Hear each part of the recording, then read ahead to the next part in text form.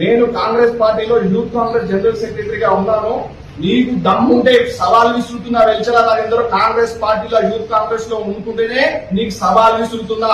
నిజంగానే నువ్వు ఇన్ఛార్జివి, నేనే మంత్రిని, నేనే సీఎంని నువ్వు అనుకుంటున్నావు కదా, నువ్వు నా రాజీనామా లెటర్ ను యాక్సెప్ట్ చెప్పి, నిజంగానే నువ్వు యాక్సెప్ట్ చేపిస్తే నువ్వు మొగోనివి, నేను నిర్వహిస్తా.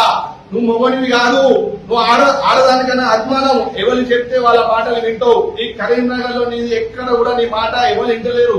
నువ్వే నా మాట అందరు వింటున్నాను. పాత వాళ్ళని చేర్పించుకొని నీకు కరీంనగర్ లో నేను ఒక మాట చెప్తున్నా, 10 నుంచి 15 సీట్ల వరకు కాంగ్రెస్ టికెట్లే వస్తాయి.